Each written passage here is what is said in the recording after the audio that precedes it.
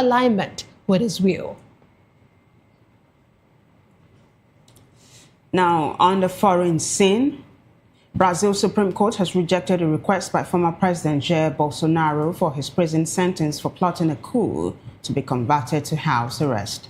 Bolsonaro's lawyers submitted the request Wednesday, citing a real risk of a sudden worsening in health for the far-right former leader as reason to serve his 27-year sentence at home.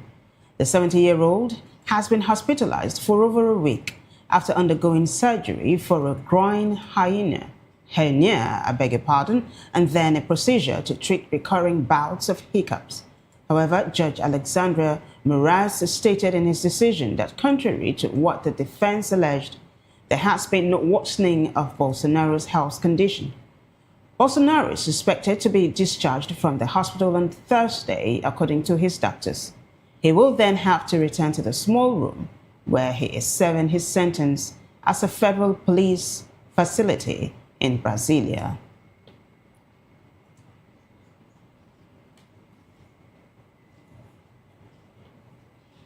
We now move on to business. The Ebonyi state government says it has procured 3 aircraft under the Ebonyi Air, stating that they are expected to arrive in the state on January 26. Disclosing this in Abakiliki during his New Year broadcast, Governor Francis Nwifuru said it was part of the intensive drive to enhance the state's economy rather than about prestige. According to him, reliable air transport makes it easier for investors to do business, for professionals to move freely from the state, and for the people to connect with other parts of the country and beyond. He further explained that Ebonyi Air will support business growth, encourage tourism, and reduce the time and cost of travel, while strengthening the state's position as one ready to engage with the wider economy and attract new opportunities.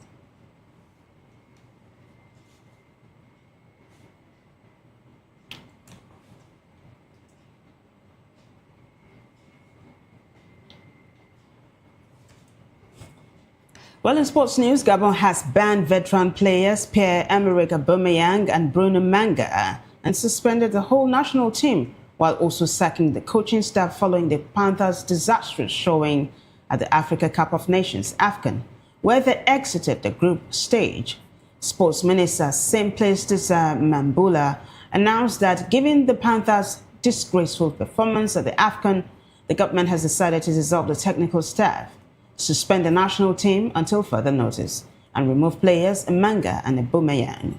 An injury time winner by Bazumana Toure condemned Gabon to a 3-2 defeat against defending champions Côte d'Ivoire on Wednesday, with the 3rd consecutive defeat in as many outings, ensuring that they finished rock bottom of Group F, below Côte d'Ivoire, Cameroon, and Mozambique. The national team's performance at the tourney was reportedly reviewed by the Council of Ministers, the following which meant that Gabon could not progress to the knockout stages. Aubameyang returned to his French club Marseille due to a thigh knock after Sunday's 3-2 defeat to 102nd ranked Mozambique. And finally, in entertainment, Nollywood's festive movie season has been overshadowed by allegations of copyright infringement involving 2 Christmas-themed films after A Christmas to Love by Lily Perez Films emerged as a top 5 family Christmas movie on YouTube after its release in December. However, viewers later accused Judge Hates Christmas, produced by Chinilove Eze, of copying key elements of the earlier film, including its storyline, characters, and scenes. The backlash intensified after actor Baj Adebule said he identified major similarities between both films and questioned the originality of the script. The controversy has renewed calls for stronger copyright enforcement and better protection for emerging filmmakers in the industry. Also, Lily Perez Films is demanding public acknowledgement of originality, suspension of the disputed film, a formal apology, compensation, and intervention by relevant industry bodies.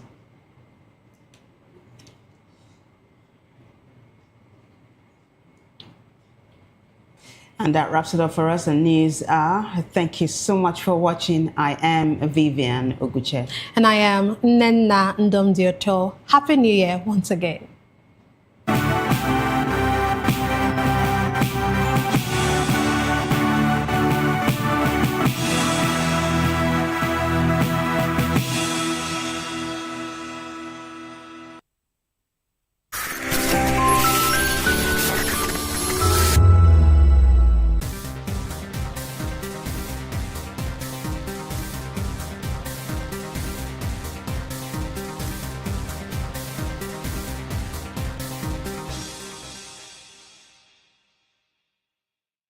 This is African News on Voice of the People Television, where we don't just bring you the news, we bring you Africa's heartbeats, the policies that shapes our world, and the economy that determines our future. African News on Voice of the People Television. Stay with us. In a world where power shifts with every headlines, news breaks and events happens, we bring you unbiased and explicit information on politics, economy and state of the nation. We break down the chaos. Facts, not fluff. Truth, not spin. We discuss not just politics, but a glimpse into the future. Voice of the People Television. Now you have more than a voice. My name is Tao Familoni, and here's to VOPTV. Keep watching, stay tuned, do not touch that dial. Arararara, my name is Made Kuti, and you're watching VOPTV. Keep watching. Welcome, my name is Zika Davis. Distinguished ladies and gentlemen, boys, viewers, everybody, boys and girls. This is VOP TV. Do you know what that means? Voice of the People TV. You don't have a voice, don't come here. You better make sure your voice is. This is Health Check, your weekly guide to better living, smarter choices, and trusted answers. From everyday wellness to urgent health issues, we've got you covered. Health Check, only on Voice of the People Television, where your health has a voice. To know the happenings in the maritime sector, join us on the program Maritime Frontiers on VOP TV as we discuss key areas in the maritime sector, from aquaculture, maritime transportation, maritime labor regulation, oil and gas exploration, ferry and passenger insurance, marine pollution and prevention, port operations, and lots more. Maritime Frontiers, exploring Nigeria's blue economy. We encourage you to click on the like button and subscribe to our YouTube channel. We are Voice of the People TV. Also follow us on all our social media platforms. We are at VOPTV Live. Visit our website www.vop.ng for fresh and trending news. Also watch us live on SLTV channel 264. VOPTV, Voice of the People Television. The red carpets, awards, the razzmatazz, music, fashion, interviews, and more. Spotlight on Voice of the People Television. Let's feed you with all the juicy stories in the global entertainment space, bringing you the glitz and glamour as they hot. Stay tuned to Spotlight, 1 p.m. Monday to Friday. Spotlight on VOP TV. Entertainment like never before.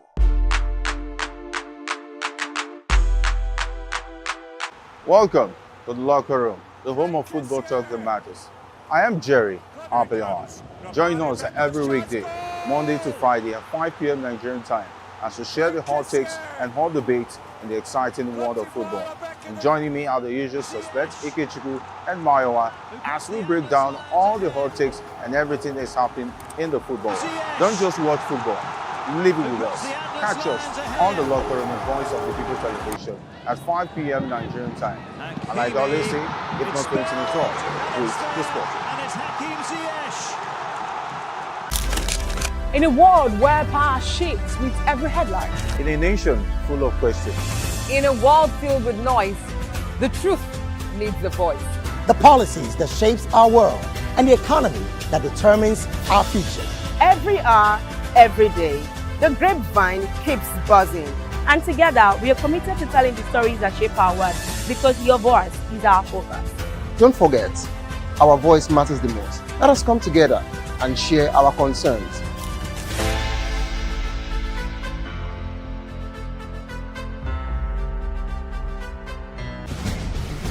Join us as we drive into the world of politics through insightful interviews with prominent political figures, both serving and former governors, ministers, senators, legislators, party chieftains, activists, and analysts. Get first-hand information into the decision-making processes that affect our daily lives. Highly engaging one-hour program that brings political discourse into focus.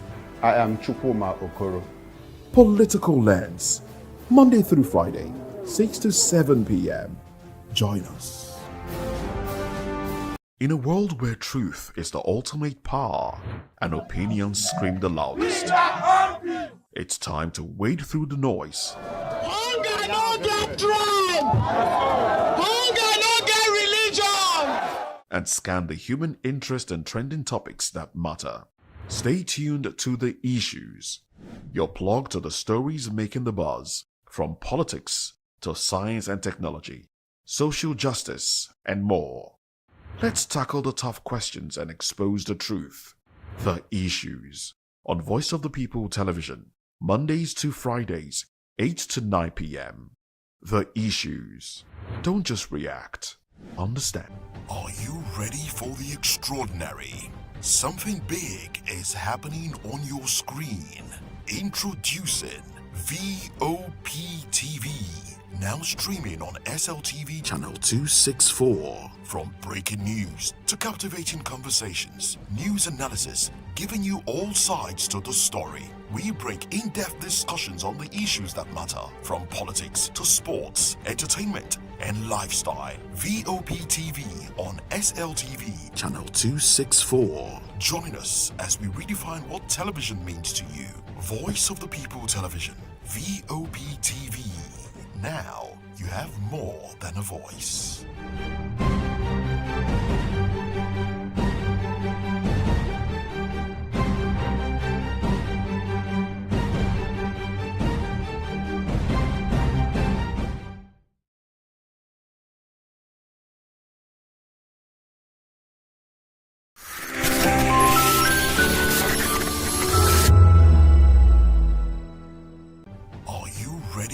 Extraordinary. Something big is happening on your screen. Introducing VOP TV, now streaming on SLTV channel 264. From breaking news to captivating conversations, news analysis, giving you all sides to the story. We break in-depth discussions on the issues that matter, from politics to sports, entertainment, and lifestyle. VOP TV on SLTV channel 264. Join us as we redefine what television means to you. Voice of the People Television, VOP TV. Now you have more than a voice.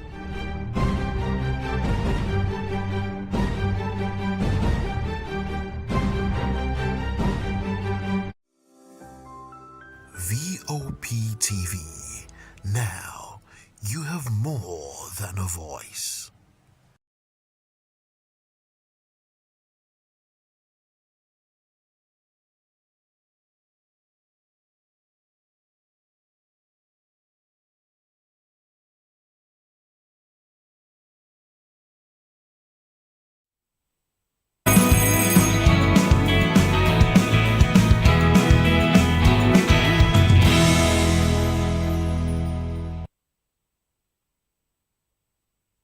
Hello there, it's a beautiful Friday morning. I will say good morning to you. We are still in a festive period. Talk about the yellow tide, talk about New Year 2026. 2026 is still fresh. So if you were not part of us yesterday, let's use this opportunity to still welcome you into 2026 and to welcome you to Voice of the People Television, VOP. We also appreciate your presence. Those of you that followed us all through last year, we'll also ask you to stick with us this year as we bring you interesting, trending stories all through the year. Now talking about festive period, I recall that we normally take New Year resolutions and all of that. But I haven't heard people talk about New Year resolutions a lot. I recall growing up, I would make New Year resolutions on the 1st. By the 2nd, you would have broken it. So I stopped making New Year resolutions. Rather, I now started setting targets for myself. Look, okay, 2025, 2024, 2026, this is what I want to achieve. And I set deadlines, milestones, and timelines and all of that. And somehow it worked better for me than having just to say, this is my New Year's resolution. I'm not going to do this again. I'm not going to do this again. Because like many people, I normally break them, even before the year starts. Oh, well, that's part of it. We are in 2026. Welcome once again. I am Chukwuma Okoro. Now, let's let you into what we have for you on the table this morning. State of the nation, inflation will reduce further in 2026. Tinubu assures Nigerians as Jonathan warns federal government.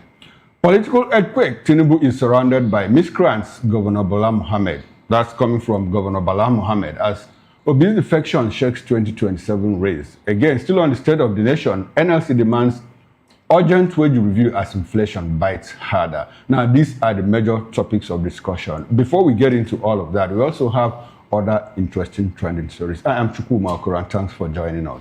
Oh, yes, of course. And I am Moses Humphrey. Like NLC, this issue of NLC looking for wage review, I think. Anyway, we'll get into it to see how that will impact on Nigerians, the civil servants, and the rest of them. The other promises made, have they been kept? Anyway, we'll wait until that time.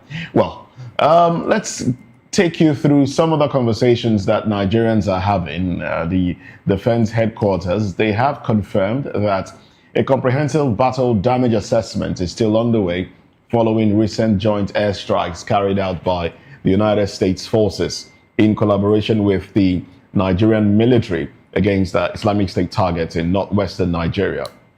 The strikes announced by the US President Donald Trump on Christmas Day were hailed by both governments as part of intensified counterterrorism cooperation. But they have ignited heated debate among Nigerians over civilian safety, transparency, and the true effectiveness of the operations. Major General Michael Onoja, Director of Defense Media Operations, told journalists in Abuja that findings will be made public once the evaluation is complete. He also stressed that the military is committed to accountability. Meanwhile, human rights groups and local communities in Sokoto and Zamfara states have raised concerns about possible collateral damage, urging authorities to disclose the full impact on civilian lives and property. Well, it's what now? More than 7 days after that one took place, and we're still conducting assessments. Well, I personally, I think assessment should have been done with at this time. Should have started immediately. All right, immediately there was a strike. We should have seen ground forces go in, ascertain the magnitude, the effectiveness of the strike, report back, and then start to check out debris and assess the entire place. But, it's laughable. And you see, we're starting 2026 this way again. DHQ says, they are monitoring fleeing bandits. They are fleeing. They are scattered now, and we are monitoring them. I'm like, what are you? So you sit down, you use a drone, and okay, they're running away. There they go. There they go. Oh, those ones are going that way. And then what? To what end? And then what? And just the other day, in those states, Amotekun arrested 39 of them in the forest. They fled into Ondo State. 39 of them. Okay, you arrested them. And then what? And then we saw the attack in Ondo State as well. The police station. And then people are being attacked as well. So what is going on? Exactly the point. I think the assessment for me, like you said, it's. I also understand that after the incident, after the bomb blast, military cordoned that place and went in. So what they are telling us is that for like 7 days now or more, they are yet to finish the assessment. But more worrisome is the fact that while you are conducting an assessment of what happened in Tangaza in Sokoto State, like Moses said, there are, pockets of, not just pockets, there are many other issues around insecurity in Nigeria. Look at what a bomb blast, there was also another bomb blast, internal in Borno State that claimed lives. Exactly. There's another one in Kwara State where a monarch has been kidnapped and a queen injured in the process. We look at a police station that was burnt down in Ondo State, and Amoteku arrested. So what is the need of the assessment that you are conducting? Is either it is too early or it is quite unnecessary? Because I think the assessment is necessary, but then my grounds is with the monitoring. DHQ is saying we are monitoring their movements. So if you are monitoring their movements, what are you doing with the information that you have? You know why I talk about the assessment being unnecessary, or anyway necessary but untimely, to the extent that because we still have other issues at hand in other parts of the country. When that thing happened, natives of Tangaza said, look, there were no civilian casualties. They were very clear on that there were no civilian casualties. Apparently, the encampment was destroyed. And I'm not sure that innocent civilians strayed into that camp or otherwise. It was very precise. Except, of course, if they are sympathizers. Sympathizers and all of that. And if they are sympathizers, they are no longer innocent. They are part of the problem. So in all of this, what the DHQ should be telling Nigerians is that, look, something happened, and again, Kwara State government said, look, there will be a likely attack. And so people are supposed to stay away from churches, from crossover, from mosques and all of that. And there wasn't. I said, what the hell are you telling us? There will be a likely attack. How did you get that information? So why don't you stop it if you have that intelligence? Must you allow it to happen? You don't tell us. So just stop it. Because tell us, but then do something about it. What are you telling us? Don't just tell us. Yeah, well, for people to avoid people should not know places. That. People don't scare people. Stop it if you have information. It's like FBI or CIA coming to tell you, oh, there's going to be an attack in a mosque or in a church or in Chicago. The Israeli, the Jewish, the synagogue. There will be an attack on a synagogue. If they have that information, they will stop it. I don't get that kind of information from FBI or from CIA. It is their own internal control mechanism. Like when Mossad warned them, that there might be an attack on US soil before 9/11, and they ignored it because at that time, there was no form of interagency cooperation between FBI, CIA, Homeland Security, and other agencies. They were all working apart, from. So if we have this information, the intelligence community should just stop it and not scare people.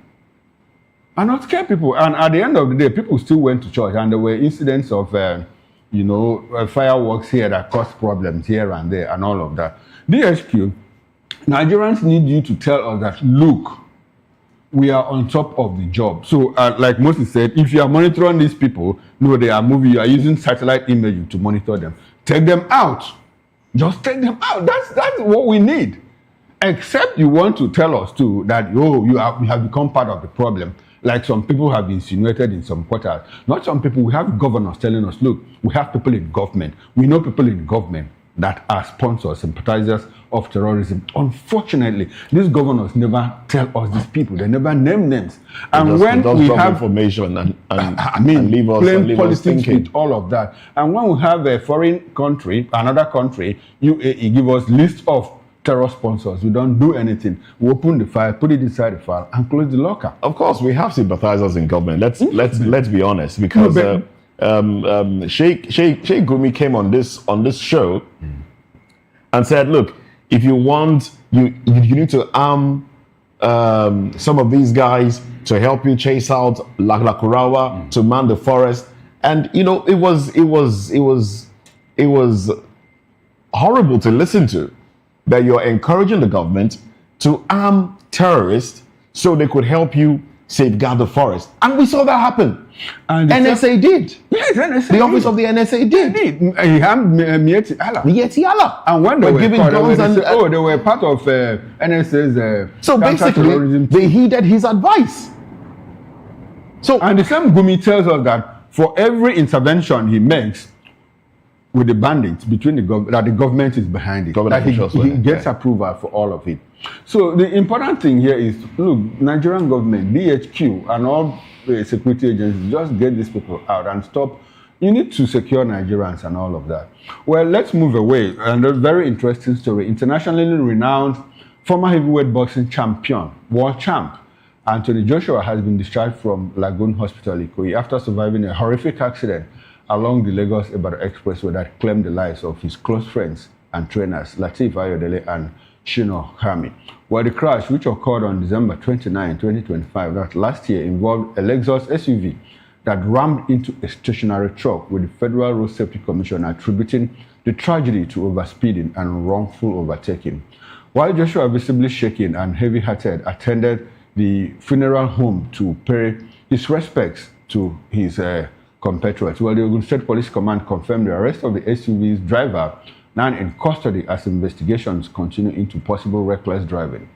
Both Lagos and Ogun State governments, alongside President Bola Tinubu, have extended condolences, praising medical teams for their swift intervention, but the arrest of the driver has intensified calls for justice and stricter enforcement of road safety laws in Nigeria. When I heard that the driver was arrested, I said, okay, like Fela used to say, double wahala. If the man had died, who would they arrest? If the man had died. But I don't like the use of the word arrest. I like the word, I prefer they say take in, for questioning, to ascertain what actually happened. I went somewhere yesterday and we got into a small debate about what happened. Some people were of the opinion that, look, that the stationary truck was wrongfully parked. Another person said, no, the place where the truck was parked is a place provided by the Ministry of Works that constructed that road for accidented or broken down vehicles to be parked. So it was out of harm's way. The driver recklessly rammed into that truck. So that is what we need to find out from him. What happened? Was he high on something? Was he intoxicated? Was he on any substance? Is there any mechanism that we can use to, at this point, to determine his state of mind or the state of his the chemical combination, whether he was drunk at that point? Moses, do you know, is there any equipment we can use? A few days. After a few days, is it possibility? Probably when drip had gone through his system and all of and the rest. It might be difficult. It might be difficult to assess it. I mean, I don't know of any other means of. No, I'm just asking that because I don't know too. But I know that within 1, 2, 3, 4 hours, you can assess it, yes, to find out if there was substances in his system and all of that. Well, Anthony Joshua paid respects to his fallen colleagues, his friends, and but I also hear, I don't know, there's a rumor around his resigning from international boxing. Have you heard that? No, I haven't actually. Okay, but I think someone talked about it and asked me. I said I've not heard about that. Except the accident, he had a permanent injury that could prevent him, from getting into bouts and all of that. Oh well, that accident was unfortunate. But my takeaway is that look, reckless driving, road rage, instead of solving your problems, it merely compounds it. Like I said the other day, if you're on 120 and I'm on 80 using the same kind of vehicle, by the time you stop in less than 2 minutes, I'll catch up with you. In fact, we have seen it happen. Somebody will just drive past you, and by the time he gets to the next police station, the checkpoint, you are behind him. So what was the essence of all those rush? Overspeeding, careless overspeeding is reckless, and please, Nigerians should avoid that. Our rate of accidents is very high.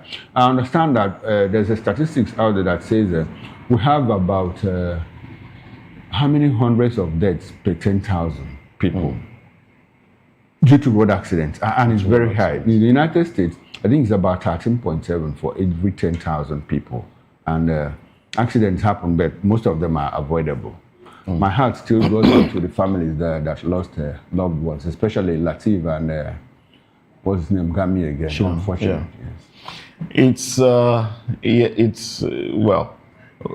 I think any National Orientation Agency, they have their work cut out for them. There's a lot that they need to do. It's not just about educating people on electioneering, or there's a lot that they need to do. We need a lot of reorientation. We need to reconstruct people's minds, because people feel, hey, I'm driving a good car, so I can speed. It's a thing of excitement. All right, you just get on the road and you just zoom.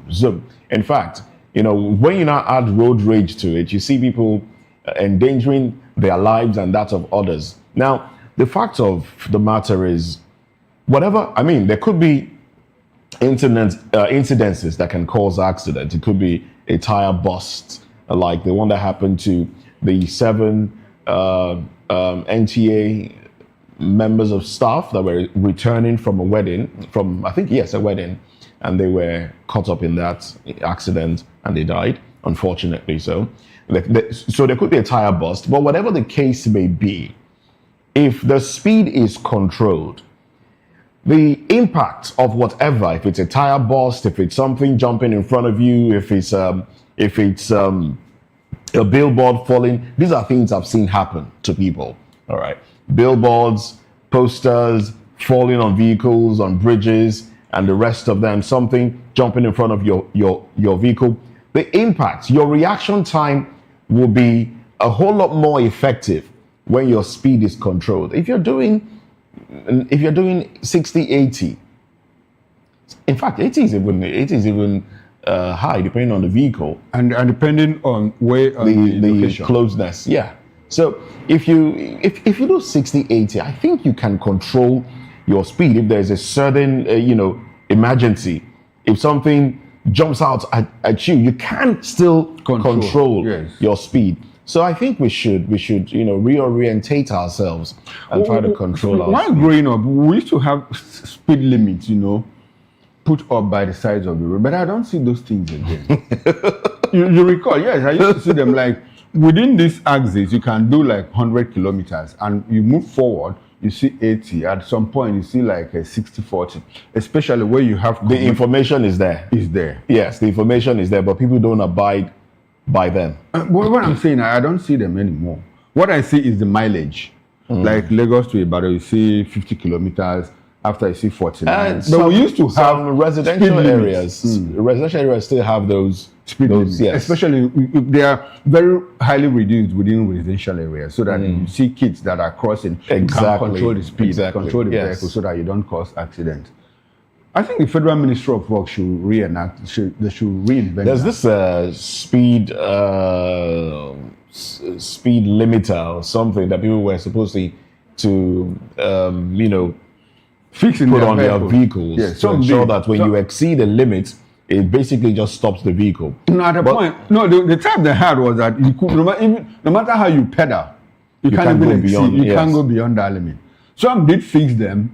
Some of these major transporters, FROHC was very strict. But like every other thing that happens in Nigeria, at a point. And again, when you now look at the issue of kidnapping and the rest, you would want to. I mean, if you're being chased, you would not want the speed limiter to. No, but the person chasing you should also have a speed limiter. You basically will just be driving side by side. Okay, side by side, because when he brings out a gun, you're forced to you duck. You're forced to pull over. Oh well, we have a lot of work cut out for us, and then of course when people go to get licenses, they should be asked questions. It's not just go in there, pay some money, get your license, and come out, and then we see cases where people don't even go to driving school. Did you even attend a driving school? I'm putting you on the spot. Don't worry. Don't answer. I've already answered. You don't have to. I've already answered. Oh well. Away from that story, let's look at another story now. This is now when I saw this story, I just remembered what happened between the First Lady and the governor of Osun State. That confrontation that just came to mind. But anyway, it's not exactly the same. But for me, it just reminded me of that incident. Well, in what has been described as a dramatic twist that has gripped Ondo State, an Akure Magistrate Court has ordered the arrest and remand of Shehu Osamaye, who is the Commissioner for Women Affairs, after she allegedly assaulted Chief Magistrate Temitope Alfonso during an official engagement at the ministry's premises. And according to affidavits presented in court, the Commissioner verbally abused and physically attacked the magistrate following a judgment that she considered unfavorable to her ministry. And despite her counsel's claim that she was hospitalized in Ilara Mokun. The court rejected the medical report for lacking key details, describing her absence as contentious. A magistrate, Damilola Sekoni, subsequently issued the arrest order, underscoring the judiciary's intolerance for intimidation of its officers. Now, the case, which has sparked outrage among legal practitioners and ordinary citizens alike, highlights growing concerns about abuse of power by public officials and the sanctity of Nigeria's judicial system, and with proceedings adjourning until January 12th for further hearing. So, judgment was given in a case involving her ministry, and I'm trying to paint the picture in my head now. So she goes out to attend an event, sees the judge, and just basically confronts her. Why would you issue that judgment? That's some audacity. That is some audacity, if you ask me. And that's why a lot of judicial officials stay away from, social events. They stay away because of things like this. So when you hear them talking about getting private jets to move them around for fear of what can come at them from political cases and the rest, you wouldn't blame them. Well, now that she's been, she's back in court, I hope that she gets the full wrath of the law. Yes, because it's very horrible. It's a horrible thing to do. You confront a judge for judgment given. That's a horrible thing to do. Yes, very horrible. But I was just thinking, the magistrates, they're supposed to have police orderlies, right? Because this was an official engagement. So what was the orderly doing at that point? Or probably he was the one, the orderly might have separated the fight if they got into a fight. And what we hear is that it was an assault. One person assaulting the other. And did she just sit there and allow her fellow women to assault her? But all of that, the problem here is that we have people, because they are in government, now they think that they have the power, the authority, to insult people, assault people. This is not the first time. We see people in government, take policemen, their orderlies, their guards, go into a school because the teacher flogged their son or whatever, berated your son or daughter, and you see it happened in Abuja. I think it was Olisa Meto that took policemen to go harass and beat up a teacher in his son's secondary school. That is not a one-off. That there are so many instances like that. So it speaks to when people are in government, they think that, look, they have become lords over others. But this is a case between a commissioner and a magistrate. Like Moses said, I align my thoughts with him. The woman that assaulted another woman should face the full wrath of the law. But I pity her because now if she's arrested and remanded, her bail conditions will be very, very stringent. They will just try and put her where she belongs for a while. That is the way it goes. So next time, if you're a commissioner, please don't use your position to assault anybody, no matter how highly placed or lowly placed in society. All of us are equal before the law and before God himself. All right, let's quickly run to the papers. Let's look at the headlines. What headlines do we have today? Nigerian Tribune has some headlines for us. The big story there talks about the Bodija explosion, and it says 30 billion naira FG fund remains unspent. 20 billion naira balance withheld, or your government says it has spent 24.6 billion naira of state fund on the incident. Once full release of approved 50 billion naira intervention. All right, that's up. And then some of the headlines here. Gunmen attack Ondo community, sets police station ablaze, abduct monarch in Kwara. A New Year Day sermon. Akpabio withdraws all defamation suits. Plateau governor resigns from PDP, picks APC membership card today. And men to watch in 2026. Tinubu, Obi, Atiku continue battle of wits. Police place enforcement of tinted glass permit on hold. Terrorists kill 9 in Plateau community on New Year's Eve. I like that tag, terrorists, not bandits. And then some other headlines here. Mwobodo Kalu Mba holds strategic talks on Igbo position in Nigeria. Controversial Tax Act. NAS reviews processes of transmission of bills. Clears air on Gazetted Tax Act. Accident. Anthony Joshua's driver in custody. Ogun police. All right, so there you have it. Those are the headlines on the cover page of Nigerian Tribune. And from the Punch newspaper, well, Punch prides itself as the newspaper of the year. I don't know where they got that from. Maybe one of those awards. First Bank successfully completes 500 billion naira capital raise. Tinubu's deep understanding of Nigeria's economy shows in recent growth. That's coming from Femi Otedola. Canvasses CBN to raise bank's capital to 1 trillion naira. Cardoso, best CBN governor ever. That's coming from Femi Otedola. Now the big story. Banks' bad loans spike after CBN withdraws forbearance. CBN warns banks as non-performing loans overshoot prudential limit after regulatory support pullback. Most stories from the Punch newspaper. Remi Tinubu, governors' wives welcome New Year babies. And Wike, Bauchi governor lock horns over terrorism financing claims. Bandits launch New Year Eve attacks in Plateau, Ondo, Kwara. Bodija, 30 billion naira FG fund still untouched. Makinde tells Fayoshe. That's it from the Punch newspaper. From The Guardian, First Bank successfully completes 500 billion naira capital raise. And then the riders to that one, Tinubu's deep understanding of the Nigerian economy shows in recent growth. Otedola canvasses CBN to raise bank's capital to 1 trillion naira. Cardoso, best CBN governor ever. We should query that. I mean, it seems to be the policies of the government seems to favor him. Yes. Oh well, window headlines here. Kiyamo Abdullahi bicker over Obi's defection. ADC's chances.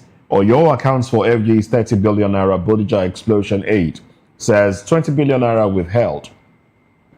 Muftwang exits leaves PDP with 4 governors as Bala fingers Wike in party problem. And 2026, the big story.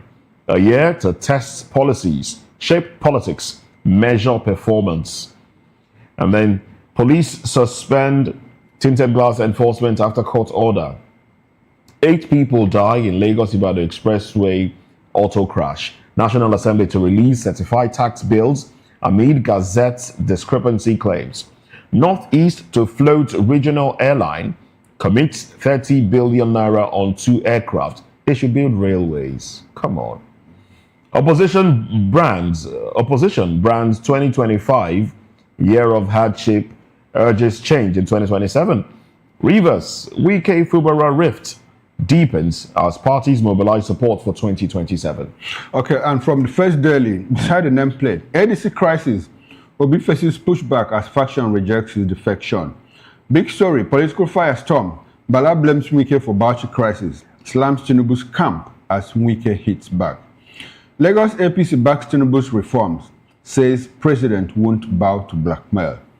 Keyamo accuses Atiku of using Obi for political gain. Well, I don't know why people are worried about what goes on in ADC, especially people that are outside the ADC.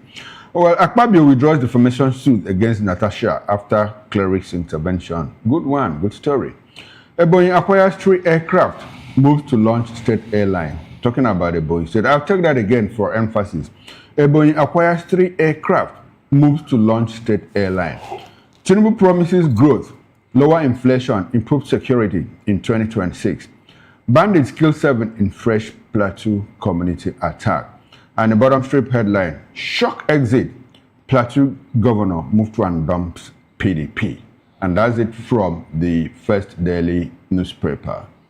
And that's about it. We'll get you more information during newspaper review. That will be at 10 o'clock. But in the meantime, let's get into the conversation. Inflation will reduce further in 2026, President Tinubu says, assures Nigerians.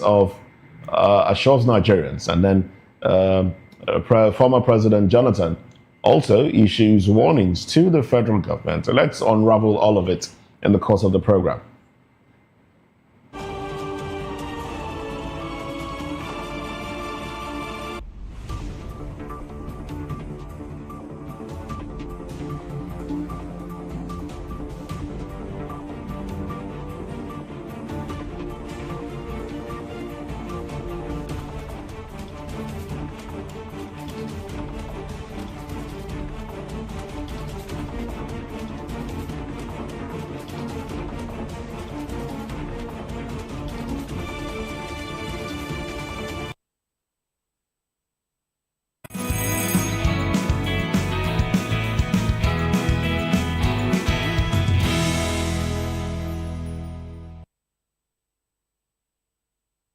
This is to wish you a wonderful, spirit-filled and Merry Christmas from Matthew Ogunswada. Hey guys, what's up? How you all doing? They call me Ovisha Nelson One, your number one celebrity host, and you are watching Voice of the People Television, VOP. Stay tuned. Uyi Osarite is my name. I am a friend of the microphone, Voice of the People TV. That name is unique, and the brand is very sweet. I like the packaging, picture qualities, camera qualities, and then of course, the quality of human beings I see sometimes on your channel. I talk and get paid, and I look forward to being in your studios. Voice of the People TV. Oh yes, you are on to Voice of the People TV. Live here in Benin City, the cradle of black civilization. What are you waiting for? Tune in, bro. From the views on the street, we go to bed empty hunger, to the blaring horns of a hustling city, the loudest voices of the common man got a medium to be heard. This particular administration, they were coming unprepared. It's not a bad thing to renovate the president's lodge. Through top-notch programming, unbiased reportage of news, sports, business, entertainment, and cultural documentaries, Voice of the People 90.3 FM became a symbol for 21st century media. And now, a new baby is born. Voice of the People Television, VOP TV, youthful, full of vigor and penchant for excellence in the continent's media space, exposing the wrongs, applauding the rights, dissecting the news without fear or favor, through factual and accurate stories and contents. Corruption kills three things that makes a society. Representing the interests of the people and giving them a voice. Voice of the People TV is here to stay towards building a fair society. VOP TV, Voice of the People Television, truly a voice for the people. In a world where power shifts with every headline. In a nation full of questions. In a world filled with noise, the truth needs a voice. The policies that shapes our world and the economy that determines our future. Every hour, every day, the grapevine keeps buzzing. And together, we are committed to telling the stories that shape our world because your voice is our focus. Don't forget, our voice matters the most. Let us come together and share our concerns.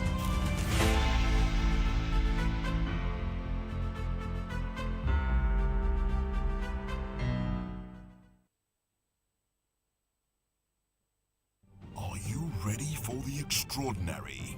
Something big is happening on your screen. Introducing VOP TV.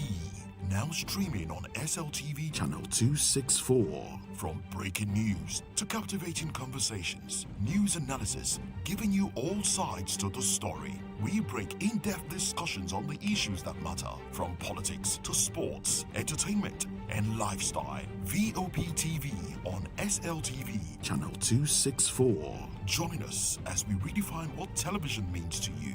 Voice of the People Television, VOP TV. Now you have more than a voice.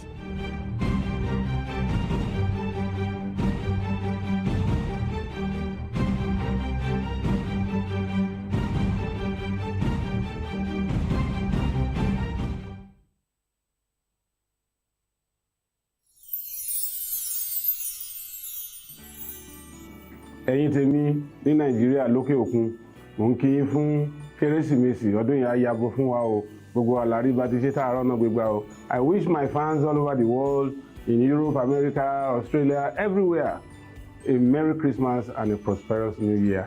Catch ya next year.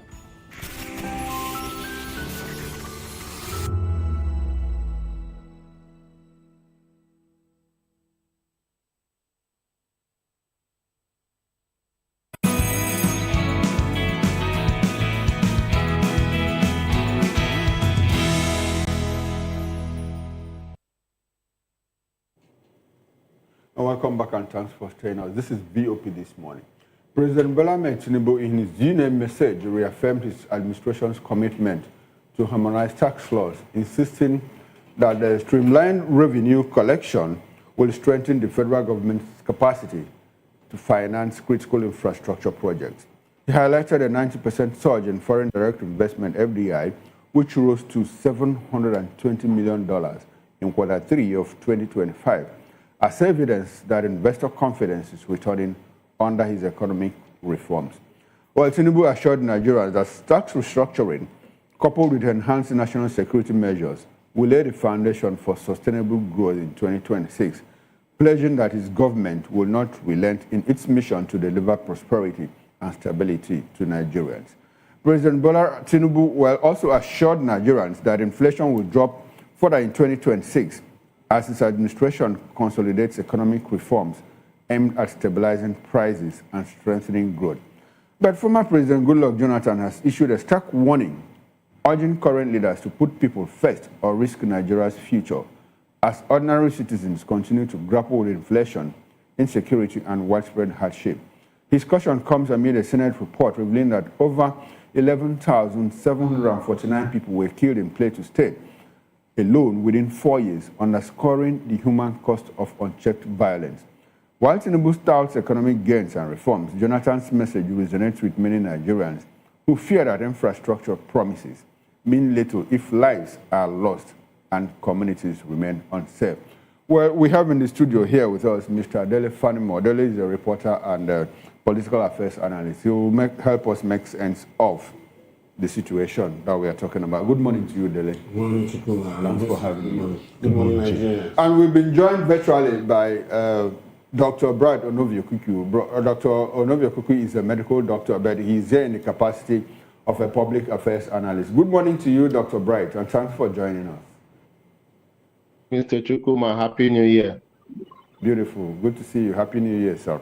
And from Sowore, we've been joined by Barrister Eze Eluche. Barrister Eluche is an attorney at law. He's also a political affairs analyst. Good morning to you, Barrister Eluche, and thanks for joining us. Happy New Year, by the way.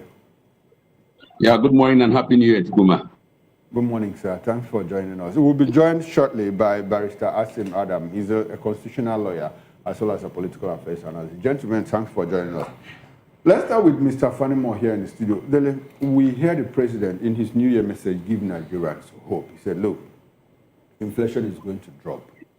Investor confidence has been restored. We had $720 million in Q3 alone, 2025, pumped into the economy. The reforms are working. National security issues are being taken care of. I'd like for you to, tell us, what we saw in 2025 and what the president's promises should hold for Nigerians in 2025. Moving for 2026, I beg your pardon. 2025 is still in my mouth. For me, the starting point is for us to x-ray the economy, the security situation, which is part of the problem that we have right now that we are grappling with. The optics are not too good for the security situation. Just yesterday, or was it New Year Eve, we had some bandits, some terrorists attacking a police station at Ipele or in those states, raising it down. And we also had one in Ogun. Was it there yesterday or thereabouts? So, and that shows that those people that were dislodged, the remnants of those people that were dislodged in Sokoto are finding their ways down to the south. And it's not too good for us. And in a situation, the economic mainstay of this country resides in the south. Particularly, oil that is the mainstay of the economy, part of it is in the southeast. At least Abia is an oil-producing state. And I think Imo State is also an oil-producing state. Yes. You have in the southwest, you have Ondo State as well producing. and in the whole of the South, the 6 states in the South. And if these people are allowed to infiltrate the South, it means it will cripple the economy this year. So something drastic has to be taken to ensure that such does not happen. Now, on the economic outlook, you see, most of the statistics and projections are basically the macro at macro level and not at micro level, you know. And when you have that, it doesn't resonate with the average person on the street. If you tell me now that inflation has dropped from as high as 34 to maybe 17 now, and we are also looking at the inflation dropping to maybe 12 before the end of the year, and it has not translated to my purchasing power, and my lifestyle has not improved. There is no way it will resonate with me. Okay, now I understand your position. Now, if we look at where we started from in 2023, shortly after Buhari left and when the president came, you know, there was a steep increase in inflation, all as a result of the removal of fuel subsidy. But then, between that 2023 and 2025, we have also seen a nosedive in terms of, like you said, macro at that level, based on what the NBS and other rating agencies have said. Do you think that at the rate we are traveling, what do you think? How do you think 2026 will look? Would there be some kind of trickle-down effects to the extent that, look, your disposable income is able to get you anything? Yeah, projections. It's not as if we have a situation where we cannot count some gains. Between 2023 and 2024, a bag of rice was selling for as much as 120,000. But only few days to New Year, shortly after the Christmas, I personally bought a bag of rice for my domestic use, and it sold for 54,000. So that shows at least something good is on its way. And I also recall that a mudu of gari that we used to sell for 1,200 is now down to about 400 or 500 naira in the market. So all of this is also the good side of okay, so basically, based on the way we are traveling, there is hope. 2026 yes, there is hope. Good for us. But the FDI issue is still contentious, because if somebody is coming to invest in an economy where there is so much insecurity, the likelihood of you thinking twice before you bring your money to such an environment is high. And we Nigerians are not even helping matters the way we demarket the country everywhere we go, home and abroad. So for me, FDI may not significantly improve in an environment where you have security concerns. Until we're able to push back. Yes, until we have to push back these terrorists. Okay, all right then. Thank you very much, Mr. Fanema. Let's go to Benin and bring in Dr. Bright Onovio-Kuku. Good morning once again, Dr. Bright. Now, based on the president did say a lot, you know, in his New Year message to Nigerians. We are going to take them sector by sector. But for now, we are looking at inflation. Now, the president says, look, economy is going to improve in 2026. Inflation is going to drop, and it's trying to build up the economy. I'd like for you to interrogate all of that based on what you saw in 2026 and how that might, you know, transform lives in 2026. What do you see coming for Nigeria? I'd like for you to also take a peep into the budget, the thresholds, you know, the oil benchmark, the exchange rate, the interest rates and all of that. Put all of these things together and make some kind of projection how you think 2026 will look for Nigerians. Well, looking at the agenda of Mr. President, there's renewed hope. So we are still hoping that things will get better in 2026, as the case may be. However, for us, the angle will always view it from is the angle of the common man in the street, wherein how does these indices actually affect the common man in the street. We must also know that there are many facets into the Nigeria economy. Like Mr. Dede Falimon said just now that a bag of rice that was selling for like 120 came down to 54,000 naira. You know, if you go to the market today, there are different category of rice in the market. As at when that rice was selling for 120, we're still having the rice of 60,000. My wardrobe. So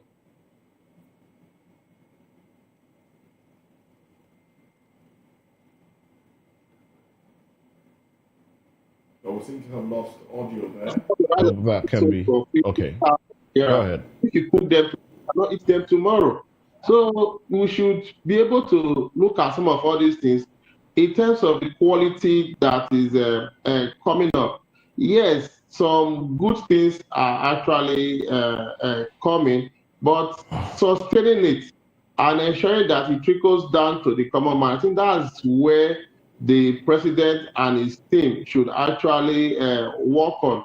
They shouldn't allow it to remain suspended at the top, because some of these policies that are being made, some of these statements that are being made, yes, in reality, in paper, it is there, but in practice, it becomes a challenge. So we should be able to see that whatever thing that has been said on paper actually comes down to actually affect the common The lives man of the people directly. Indeed. Also looking at foreign direct investment. Yes, I could see it as some persons making interest to say this is what we are interested in coming into your country to come and invest. It shouldn't be concluded as if maybe these persons have already come, they're already doing the business and it's already affecting the common man. The enabling environment is something that the president should be talking about. What were the conditions given by these foreign direct investors? What enabling environment has been created for them? We are still having insecurity, which is a major challenge. Yes, the airstrike went on, but close to us here in Edo, Ondo is not far.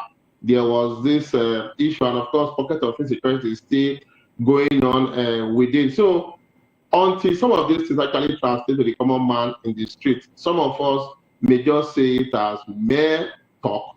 But like I said, we are hoping for a better Nigeria come this 2026. Let me just conclude at this stage. All right, hoping for a better Nigeria, of course. That's the hope of every Nigerian. Well, thank you very much, Dr. Bright and Neva Cooker.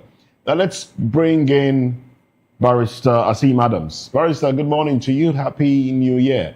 Welcome to VOP this morning. Now, I'm taking you away from your forte, taking you away from the Constitution and the law and other things. And I want you to, bring out your knowledge of economy into this, because, if people don't have food on the table, I don't think there's anything you tell them that they would listen to. So let's look at a few things. The president has assured that, look, the policies that we put out in 2025, we will intensify on some of these policies. And it seems scary to some Nigerians who are at the back end, just waiting, who all they care about is food on their table, clothes on their back, a roof over their head, electricity in their houses. When you look at the story of Nigerians in 2025, where electricity bills were off the roof and minimum wage. In fact, Labour is saying, look, they want a review to the minimum wage now. And Nigerians are looking at, okay, all of those things that we went through, what you earn could not even take you home, let alone take you through the rest of the month. Well, here are the figures. Here are the figures. Let's look at the statistics and see how how it truly impacted on the lives of Nigerians. Inflation, this is coming from the president's speech now, is an excerpt from the president's speech. President is quoted as saying, inflation declined steadily and reached below 15%, in line with our target in 2026. We are determined to reduce inflation further and ensure that the benefits of reform reach every Nigerian household. In 2025, the Nigerian Stock Exchange outperformed its peers, posting a robust 48.12% gain and consolidating its bullish run that began in the second half of 2023. Supported by sound monetary policy management, our foreign reserves stood at 45.4 billion dollars as of December 29, 2025, providing a substantial buffer against external shocks for the naira. And then he goes on to say, we expect this position to strengthen further in the new year. Great figures, I must say. Great figures. Looks encouraging. But in reality, some will say there is the data, statistics, and there is the reality, the, living reality, living earnings, sustainability of Nigerians. How do you react to this data juxtaposed with what is perceived as reality for the ordinary Nigerian who probably, has no knowledge of what this data truly means? Yes, good morning and happy new year to you. Can you hear me? Yes, we can. Go right ahead. Good. My friend, my colleague, Barrister Eze, I salute you greatly. Good morning. Good morning to you. Yeah, good morning to all. Good morning, sir. All right then. Animal, I salute you. Okoro and the rest of you. Moses, happy new year. I'm happy to see you guys this year. Happy new year. Happy to see you too. Good. Let me say with due respect, Seneca, the great philosopher, said that we dwell more on imaginations than reality. We dwell more on imaginations than reality. The second thing I'm going to say today is that Aurelius, another philosopher, said pessimism and optimism are two opposite words. One enhances the future while the other kills the future. Now, in the context for which I'm using this today, the President and his team of economic advisors are dwelling on imaginations rather than reality. They are also dwelling on optimism.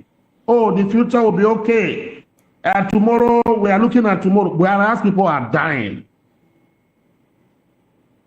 Good. I heard Fanimo speak.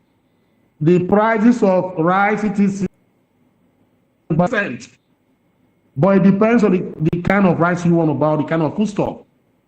But isn't that something to applaud the administration for? At least.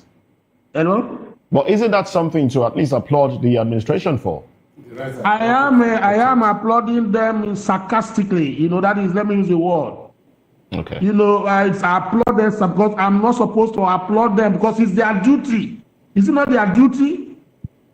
Section 16 says that the economy of the country must be tinkered with to the happiness of Nigerians.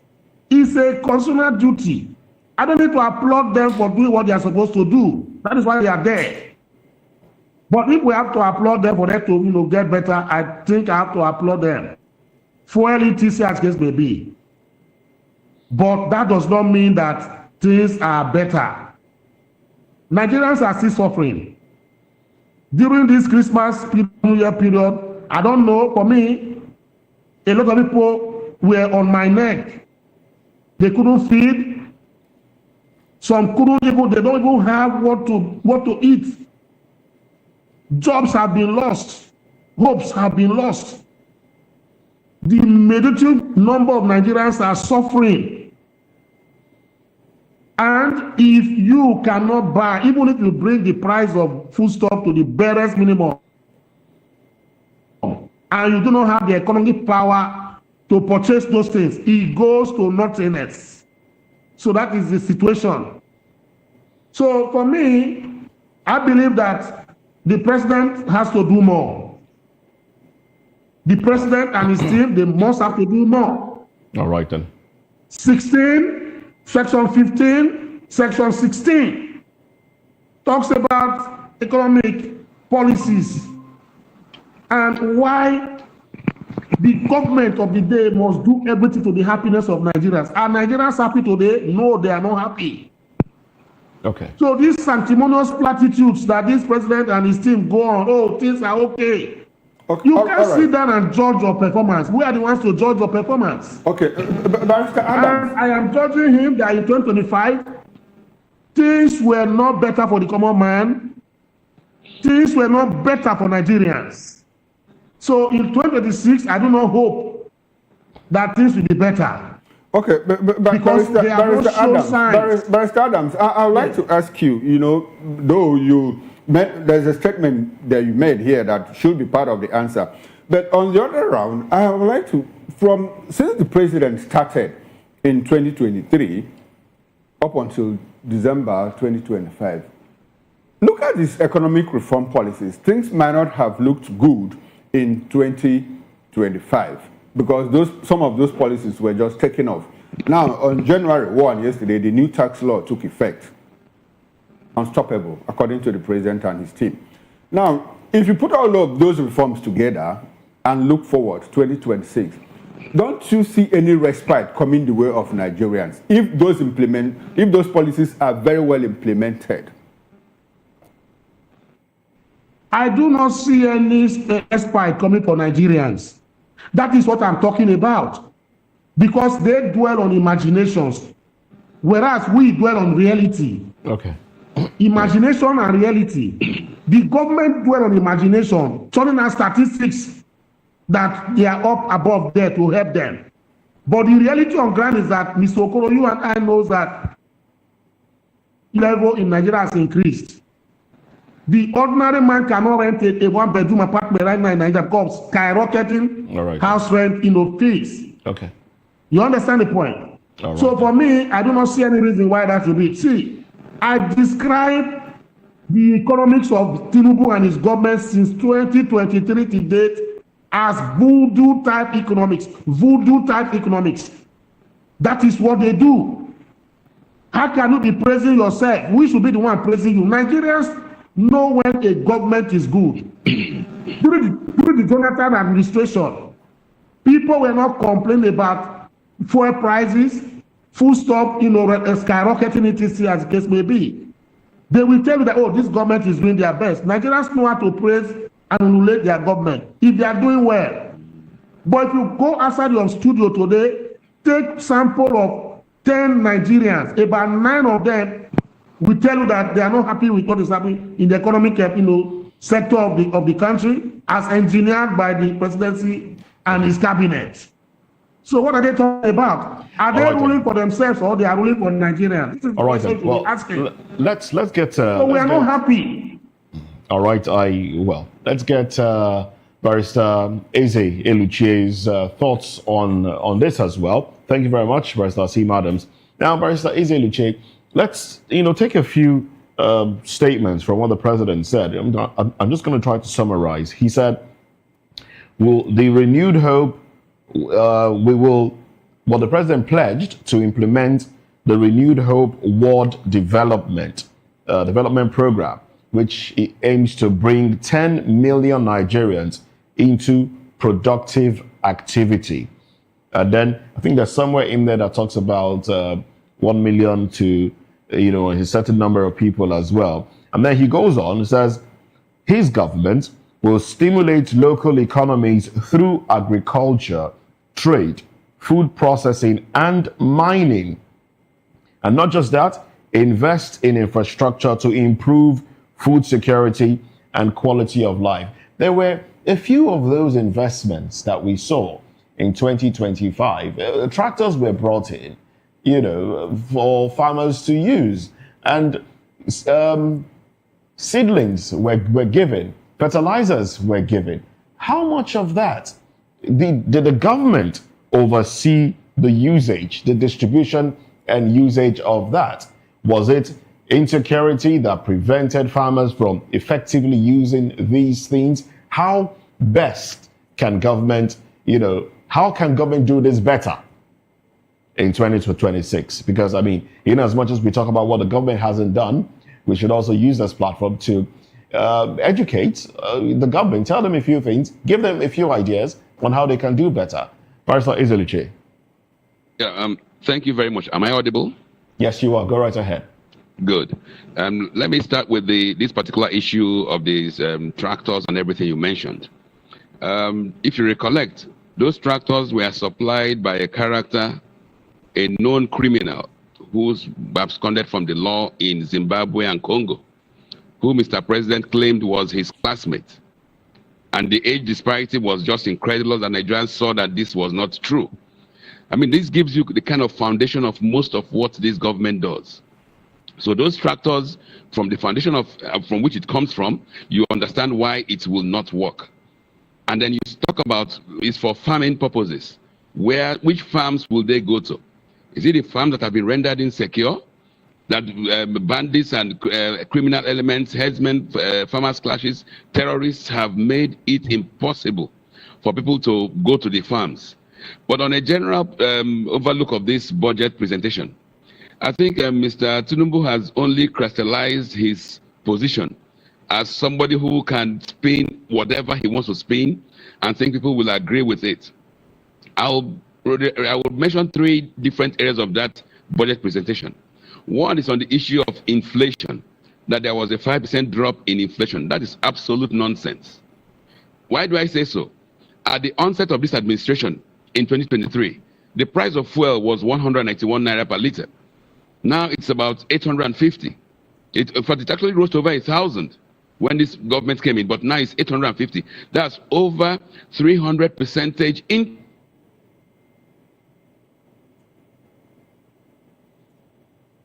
Exchange rate, when he came into office, the price of the dollar exchange rate was about 460 naira to a dollar. Now it is over 1,450. So these are incredulous, over 200-300% increases in inflation that has spiraled inflation. And this government is telling us of a 5% reduction.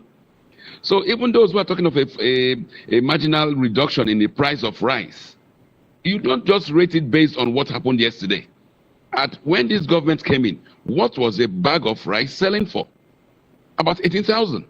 Now it's over 60,000, 100,000. How can you say there was a reduction in inflation when it's actually galloping? The second area I want to mention is this so-called 1,000 jobs, empowering 1,000 youths per ward. Another falsehood, an abysmal lie. Why do I say so? Across Nigeria, in many wards, in many local government areas, government has lost control. In Sokoto, Kebbi, Borno, Niger, the governments have lost control. In Niger, for instance, over half of the state is outside government control. Should we blame the government? Should we blame the government at the center solely for this? Because I've shared here on several occasions how some local governments were given certain amounts of money to engage certain numbers of youth for a period of time, say 6 months, and they were to be paid a certain amount of money monthly for that 6 months. The monies were disbursed. But within the local government there, a few individuals took more than one slot to themselves. Somebody taking, about 60 slots, which means that the sum of about 150,000 naira goes into the pockets of one individual in 60 parts, goes into the pockets of one individual.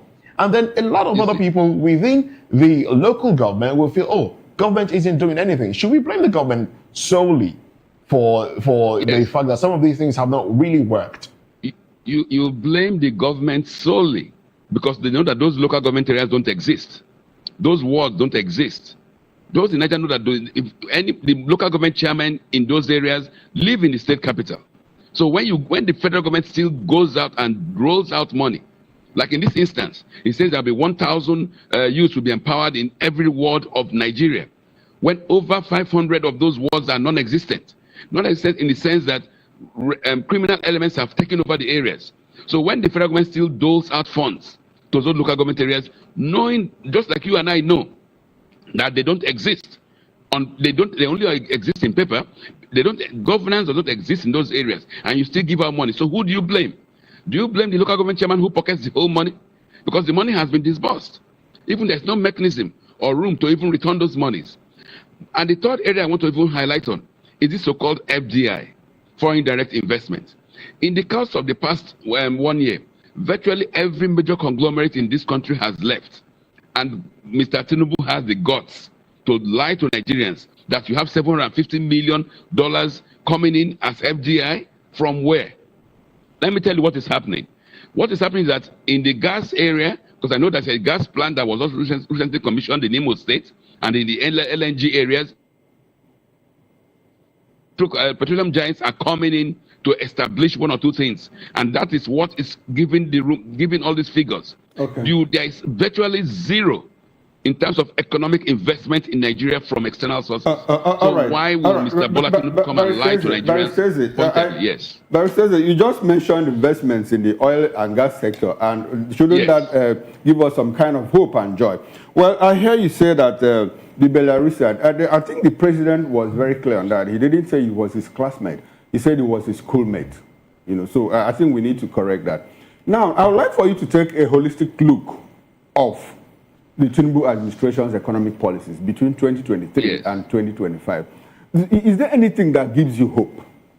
Anything that gives you hope that, look, in 2026, 2027, that the decline that we have witnessed with the economy, the fortunes that we've lost in the economy, that we might just have to, might be reenacted, those fortunes that we lost, that we might regain them, based on one or two policies, implementation problems, or if we fix all of those things, does any of them give you hope about the future of Nigeria? Well, you see, if Mr. President Bola Tinubu had taken the opportunity of his New Year address to be truthful to Nigerians for once, to tell us, look, the economy is bad, we're going to make changes, we're going to change what we are doing, then one would say there will be hope.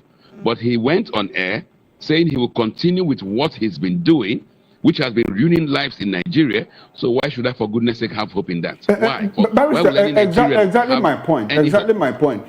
Some of these policies, when they are churned out, when they are brought out, the government also tells you, look, we are going to travel through hard times.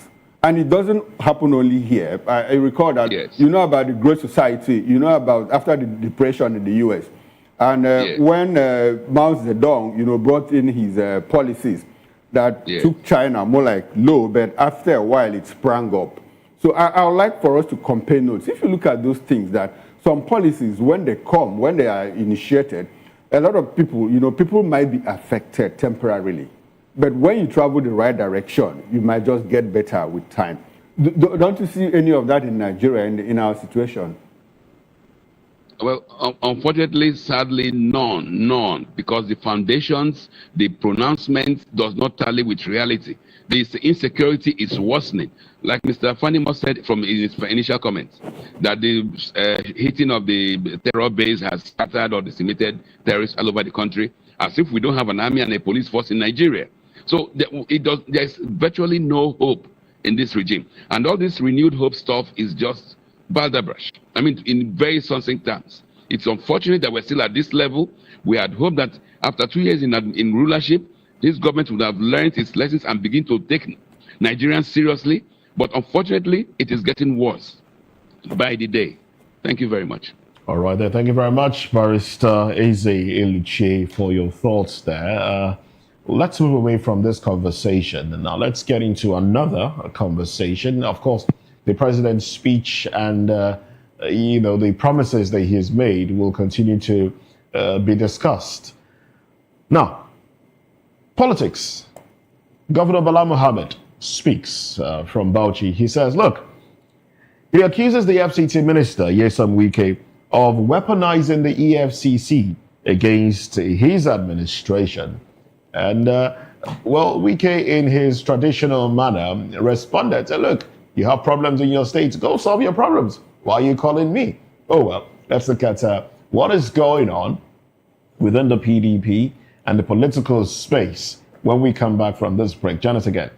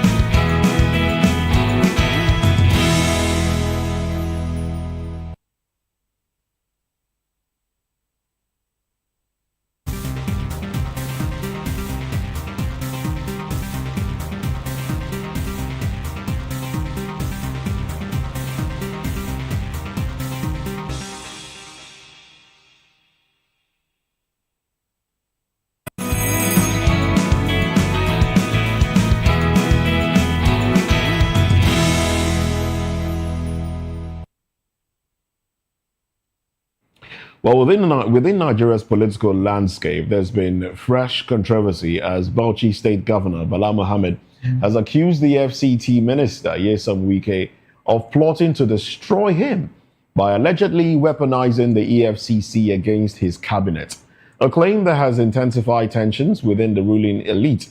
Now, in a fiery New Year's address, Mohammed warned that Wike's actions were aimed at destabilizing his administration, sparking outrage among supporters who view the feud as symptomatic of deeper fractures within the political establishment. Meanwhile, the Plateau State was thrown into turmoil with the sudden resignation. Well, I wouldn't call it turmoil, but then the governor of Plateau State, Caleb Mutfwang, resigned from the PDP, and today he is set to, pick up the card of the APC.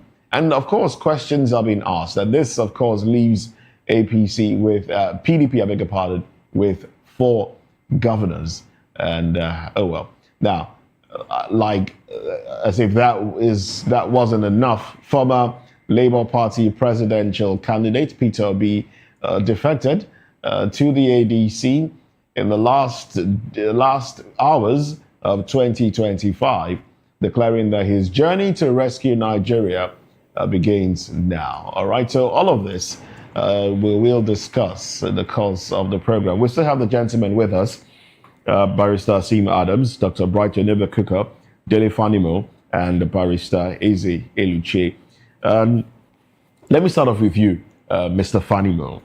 Now, Wike did say, if you interfere in my issues, I'll put fire in your state.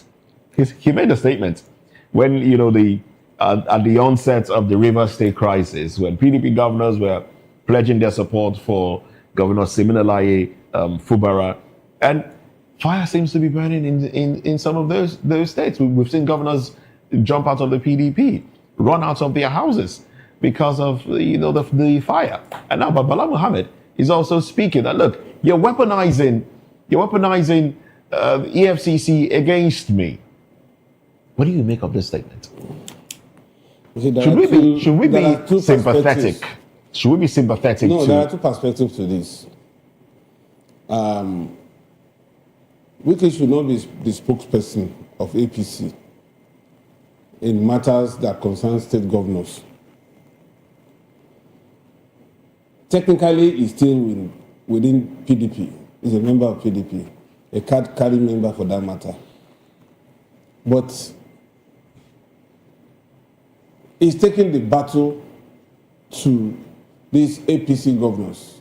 PDP governors. And it shouldn't be. Because today, you might be riding on the back of the tiger.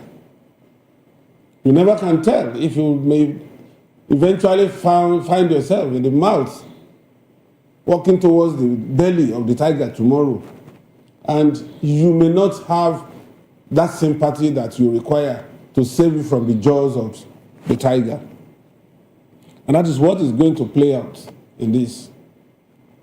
Are you trying to say that Wike will regret his moves later on? It's likely to. So you're saying that President Tinubu can dump him along the way? Why not? Who is that big person in politics that cannot be dumped?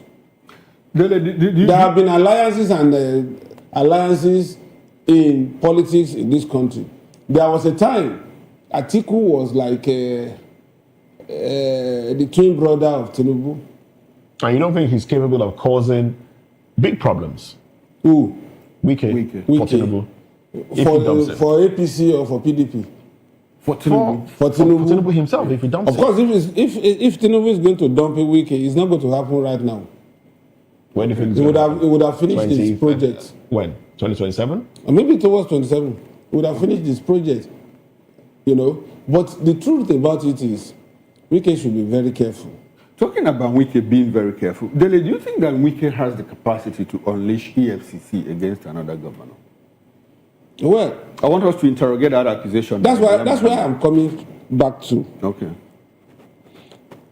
There's always this attitude for me that why would people always say they are unleashing a dog on me?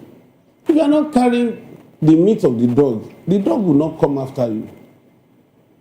Makinde is there in your state. We have not heard EFCC coming after him. Other PDP governors are there. Okay, now, but let's say my commissioners. Of course, if there are infractions, let the commissioners go and answer charges. No, but my question is, do you think that Wike has the capacity to say EFCC, you go investigate this? All by himself. All by himself. He cannot do that. And if he does that, it means that somebody higher than him is using him. To do that. But what I'm saying is, I don't like this attitude of why me. Okay. If I have not stolen, EFCC will not come after me. If there is somebody that is rocking the boat of APC today in this country, it's P2B. And Peter Obi was once the governor of his state.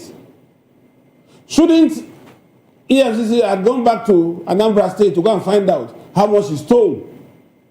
And probably pick his commissioner for finance or pick his commissioner for special duties, because those are the people that have access to the till. And then you will now begin to say, okay, it is because P2B is troubling APC and the presidency. That is why they have picked on him. But nobody has done that. I have not seen that happen. He was presidential candidate. He contested the election. He won. No EFCC had come to knock on the door. Bala Mohammed and his commissioners should face EFCC. Let them explain what got missing and what is still in the covers of the state. I'm not crying that, look, somebody is after me. No. All right, let's bring Dr. Bright Onovi quickly back to the conversation. Now, Dr. Bright, we hear Bala Mohammed say, look, okay, I understand that we have lost connection with Dr. Bright. Now, let's go to Barrister Asim Adams. Barrister Adams, we hear Bala Mohammed, who, by the way, is the governor of Bauchi State and the chairman of PDP Governors Forum, say, look, I'm under pressure. They are threatening me. If I don't join APC, I'll be in problem. Do you think that Bala is telling us what looks like the reality? Is it true? Do you think that it is true that they are forcing him to enter APC, to join APC?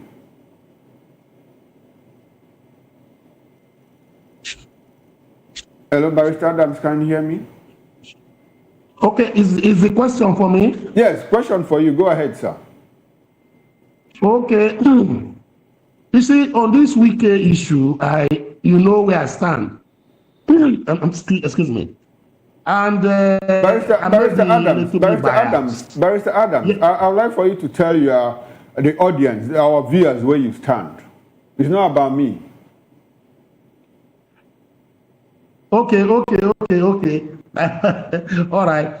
Okay, let me just put it straight as it is. Bala Mohammed and Nyesom Wike, they are both politicians.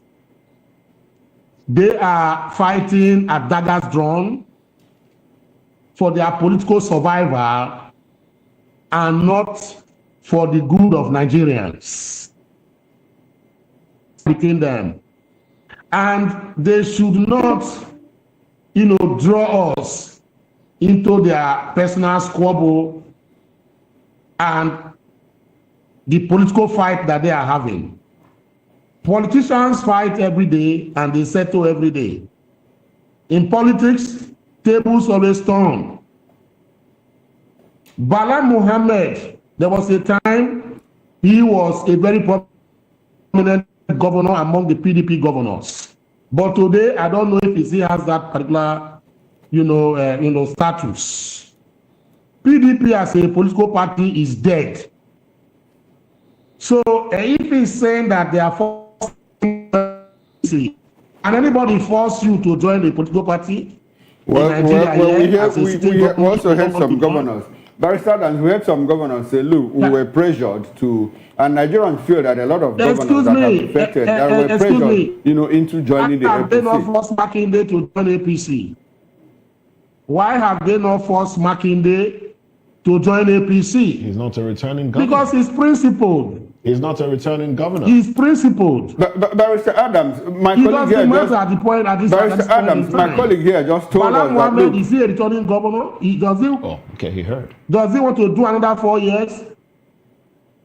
Is his tenure not ending by 2027? Could there be fears that he might be stepping into the ADC to support the ADC? Could there be fears? Is the tenure not ending in 2027?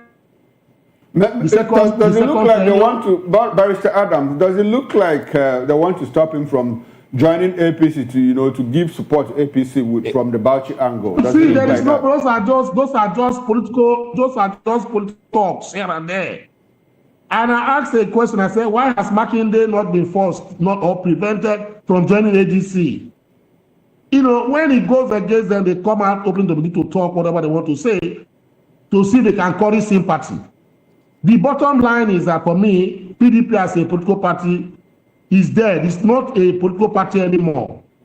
It's like the goddess Theodomus or goddess Eris has invaded and affected PDP. But Barrister Adams, we seem to be having audio problems with your connection. We'll try to fix that and come back to you. Now let's go to Benin City, where we've been rejoined by Dr. Bright Onoviokuku. Dr. Onoviokuku, thanks for joining us again. Now, we are discussing the altercation between Bala Mohammed, governor of Bauchi State and chairman of PDP Governors Forum, and the FCT minister, Nyesom Wike. Daggers drawn. Look, Bala Mohammed says Wike is unleashing EFCC on my commissioners, my team, and apparently trying to force him to join the APC. What do you make out of that? Do you think it's something that could be a truism? Is it true? Do you think it could happen? Why? Why use EFCC? Does Wike have the clout? Does he have the power, the capacity to use EFCC against the governor? Where is that coming from? Dr. Bright, go ahead. Can you hear me?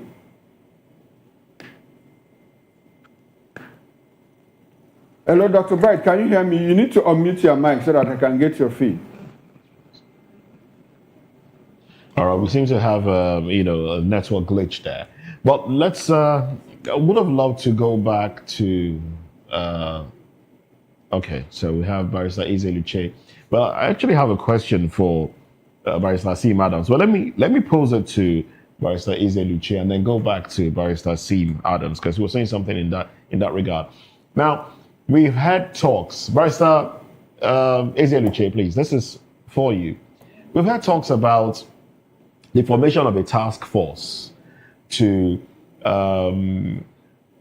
oppress opposition and compel the opposition to do the bidding of the ruling party. In fact, there's a name for the task force. I can't remember the first few acronyms now, but it's something for VIP. ADP for... ADP, which stands for VIP. Yeah, ADP for VIP.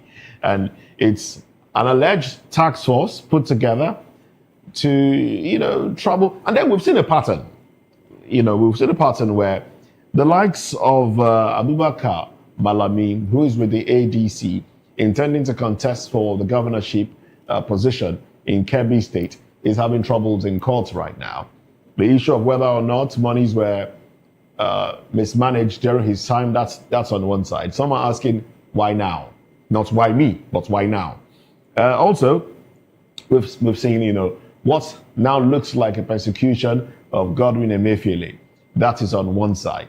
We've seen the name of Timothy Silva come up right after there were allegations of involvement in, some sort of ploy or plot. With all of this going on, is this how governance should be? Or should Nigerians be jubilant that yes, some of these people who have infractions, who are accused of embezzling monies, are being brought to book? What are your thoughts? Much. There's this saying, if it smells like a fish, feels like a fish, and looks like a fish, it's probably a fish. So what we've seen in Nigeria is a continuous process. It's no longer an imagination. The fact is that from its inception, the EFCC has always been used as a Gestapo-like outfit to pummel the opposition. And I'm talking of from the time of Nuhu Ribadu to Farida Waziri to Ibrahim Lamrude, Ibrahim Magu, the Abdul Rashid guy, and the current Olukoyede.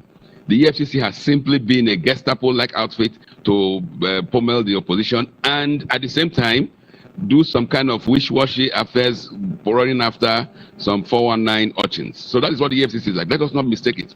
So what is going on now with Governor Bala of Bauchi State is expected.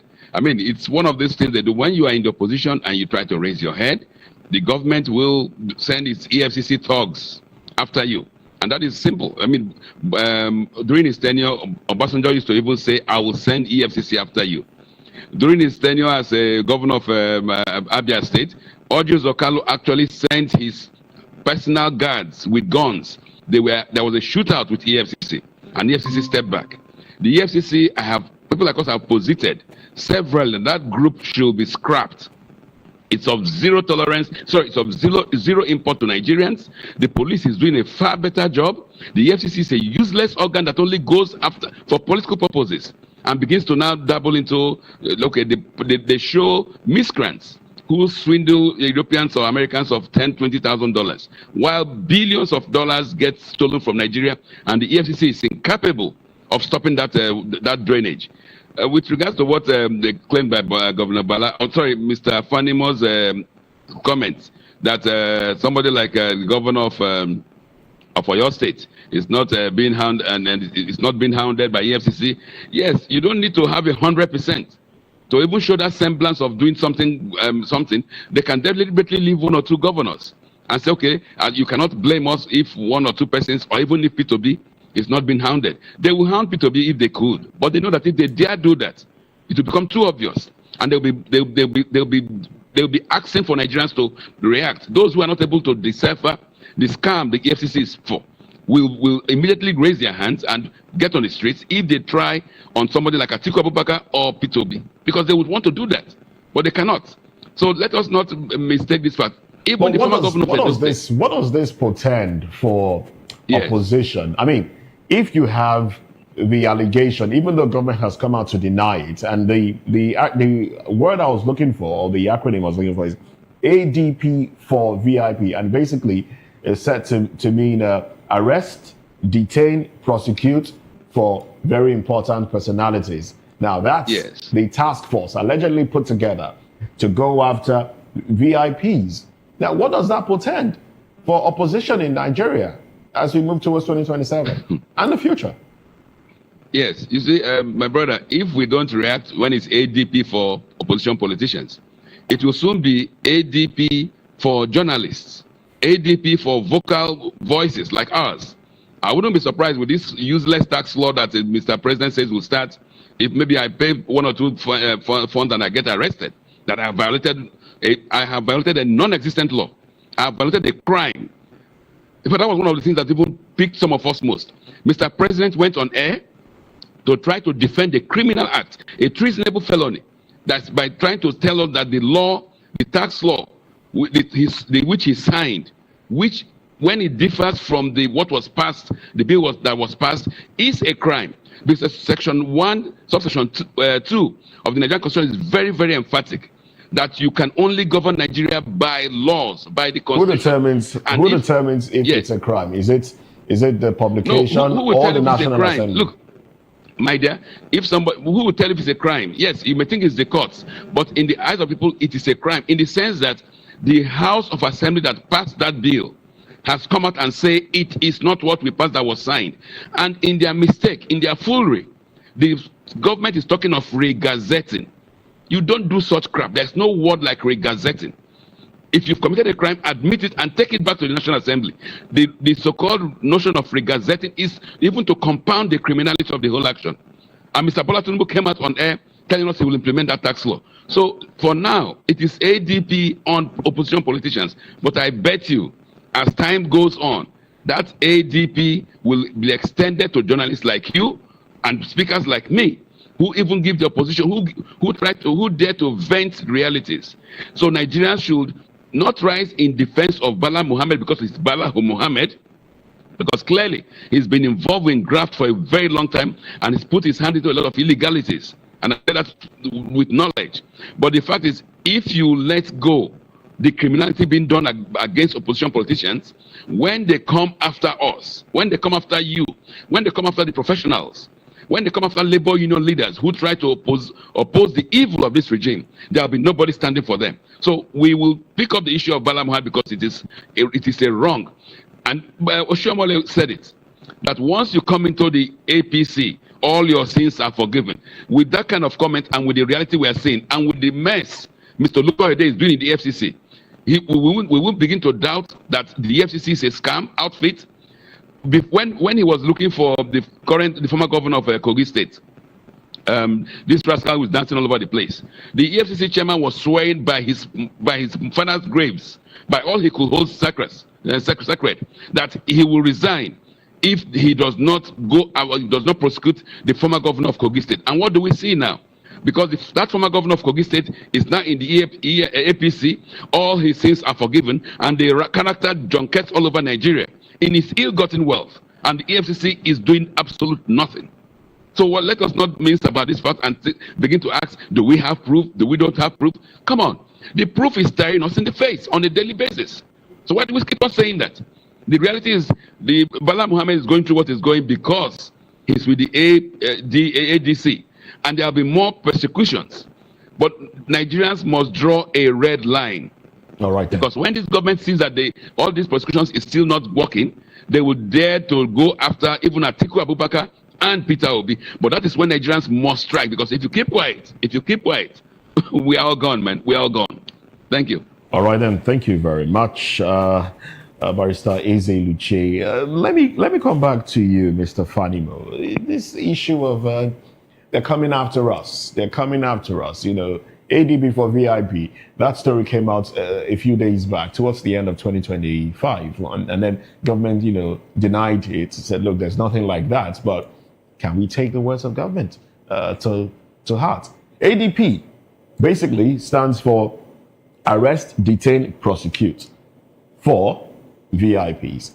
And Israeli is saying, look, if Kerry is not taken, it's going to be journalists, it's going to be public commentators in the nearest future, which basically speaks to gagging of the media. Should we be concerned that Bala Muhammad is saying, look, they're coming after me, the EFCC is coming after me, and it's basically from under Wike's order that the EFCC is coming after me, looking at other issues that have happened in recent time. That would amount to sounding the red herring. For me, you and I, we know that we don't belong to the VIP class. Yet. Yet. In this regard. In this regard. Because most of these VIPs are politically exposed persons. What does it portend for free and fair the procedure democracy? of the law is you arrest, in some cases detain or give administrative bail, and then you prosecute. So it's nothing new. But you see, let's be clear about this. The fact that you hold, I remember when Obasanjo was going after some people that were stealing public funds. It was this same sing-song. Why me? It's because I'm not in PDP. It's because I'm not in PDP. That's why they are hounding me. But the fact still remains that investigation showed clearly that you took what does not belong to you. You recall that there was a minister, I don't want to mention his name, he's late now, that was accused of diverting funds meant for certain projects, the ID card project. This particular minister was Obasanjo's senior in secondary school. But he still went after him. And the rest, they say, is history. And a lot of people like that. So, you see, these people would always hide. Generally, at that level, they don't consider religion. They don't consider political parties. They don't consider anything. What they are after is to make sure that they amass more than enough for generations to spend. So if one or two is taken and is being profiled, he shouldn't come back to us to say, come and save me because I'm in opposition. That's why they are persecuting me. Right. I'm not going to be part of that. All right then. Well, let's move away from that conversation. We will probably continue this during a newspaper review. But let's touch on the third conversation. NLC demands urgent wage review. And this is coming as inflation bites harder. Let's talk about this when we come back. Stay with us.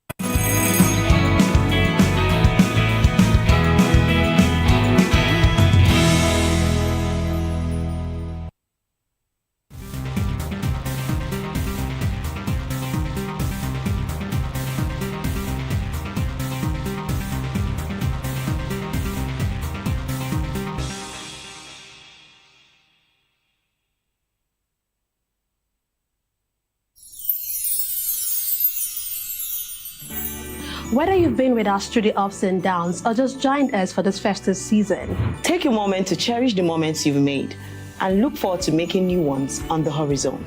May this new year bring you everything good, everything prosperous.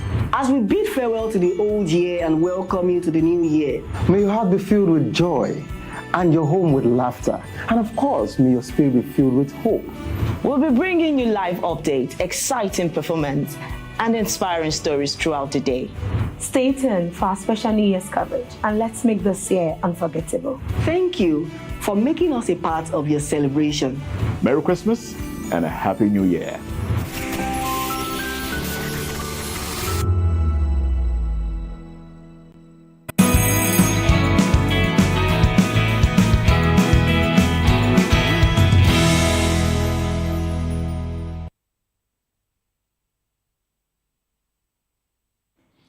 Well, the Nigeria Labour Congress, NLC, has sounded an alarm at the dawn of 2026, demanding an immediate and comprehensive review of workers' wages in response to escalating inflation and worsening economic hardship across the country. In its New Year message, NLC's president, Joe Ajero, declared that Nigerian workers can no longer survive on wages that fail to meet basic living standards, insisting that salaries must reflect a true living wage rather than mere survival stipends. He warned that patience among workers is wearing thin, stressing that organized labor will mobilize strategically and tactfully to hold government accountable at all levels, while pledging to support only those political actors who demonstrate genuine pro-people commitment. All right. Well, NLC's call comes after a bruising 2025 marked by soaring food prices, fuel costs, and deepening poverty, leaving millions of households struggling to cope with inflation eroding purchasing power and economic promises yet to materialize. The labor movement insists that 2026 must be a turning point for justice and dignity in the workplace. Ajero emphasized that the Congress will pursue the wage review through every legitimate means, leveraging President Bola Tinubu's pledge to ensure workers earn a living wage. The demand has sparked heated debates nationwide, with ordinary Nigerians echoing the union's concern, saying that without urgent intervention, the gap between survival and destitution will widen further, fueling unrest and distrust in government. We have a man who has played within the circles of labor when he was an active reporter. Now he's just okay. He's still reporting. This time around, it's about how much money you have. Really, he's doing business at the higher level. Well, now you have been with labor. We saw what transpired during the negotiation for the minimum wage. The last one, I think that was into 2023. The dilly-dally, the delays, the back and forth, the cry of, you stabbed us in the back, this was not what we agreed upon, and everything that played out. And then we arrived at 70,000 naira. Labor is coming up again in 2026, which, of course, is precedes election. Yeah. And it feels like a good time to demand for something when elections are around the corner and government might just listen. But what do you make of this move at this time, coming from Labour? Labour has the right to demand for improved welfare for its members. But it becomes an albatross on the Labour movement when at some point, when this 70,000 naira was approved as minimum wage, two things happened. Private sector was not covered in their negotiation. Two, there was a clause that you can't come back in the immediate for another pay rise. And if NSA is taking up this now, would they not likely be violating that clause? I thought there was a 3-year gap. That's what I'm saying. So you just got this minimum wage approved last year, and they are now coming back again to the table to ask for more. You see, I hope the labor movement will not play into the hands of politicians to the extent that they will say it's the opposition that is using them to achieve their own end. Because usually, if you look at the pattern of strikes by labor movements, it is always towards the election that they come up with some of these things. Obasanjo's regime, it was like that. Jonathan's regime, it was like that. Buhari's regime, it was like that. Now it's Would you like blame that. Labour if they Now, do that? the point... Seeing that that's about the time government will truly listen. You see... Knowing that the electorate can be swayed. You see, one particular thing that we failed to recognize during this negotiation for 70,000 minimum wage was federal government came up with their best 11, headed by the SGF, who was formerly a governor. But Labour, the team that went to negotiate, were not strong enough to match the government side. And this was why they were cleverly manipulated. There was a promissory agreement which was not binding on any of the parties, but it was just a verbal thing that nobody could hold anything to.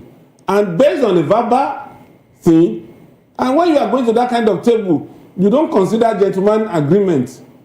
Everything must be stated clearly. So at that point, you believe that the battle ended even before the war began?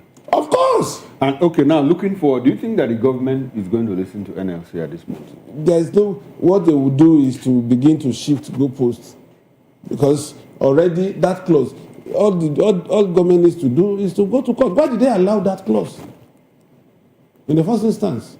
Why did they allow verbal agreements? We know, I don't want to say certain things on air. We know the undercurrent that goes on in labor movement when they want to negotiate, and even when they go on strike. Can you share the undercurrent with us a bit? No, you don't need to mention. You're educating people. You don't need to mention. You see, there is a way.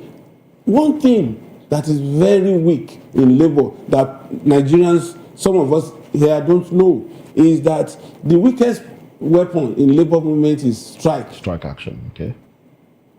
The moment you get to that, you are already putting yourself against the wall.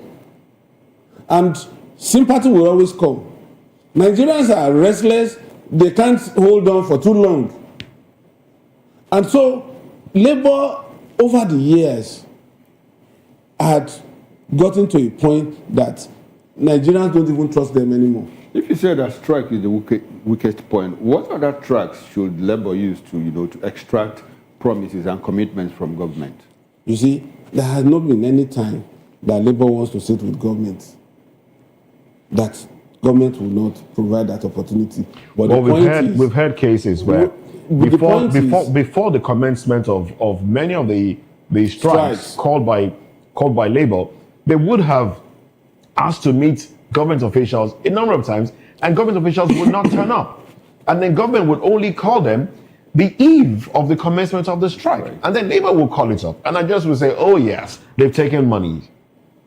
You see, there is no point. I mean, there's no time. I've been in this for a while. There's no time that labor will ask for negotiation, that government will not. But the point is, governments would only do one thing. They will put certain landmines on the way. And it takes a tactical labor leader to begin to know how to navigate through these landmines to make sure that he gets what he wants. In fact, inducement will be part of the landmines. And it takes, there are some affiliated unions of NLC that if they call strike today in the morning, I will tell you, go and sleep. They will call off that strike even before they start the strike. They use that to attract inducement. And it's a formidable affiliate of NLC that does this. So, government knows all this. That's why government decimated the ranks of labor in 2011. And the result is what we are harvesting now. When they made chairman of labor affiliate and NLC president, the overall boss and the accounting officer, and reduced general secretary, who is supposed to be the engine room of these affiliates and the labor centers, ordinary clerks. And what do you have? Most labor leaders are politicians in the making. So, in summary, what should Nigerians expect?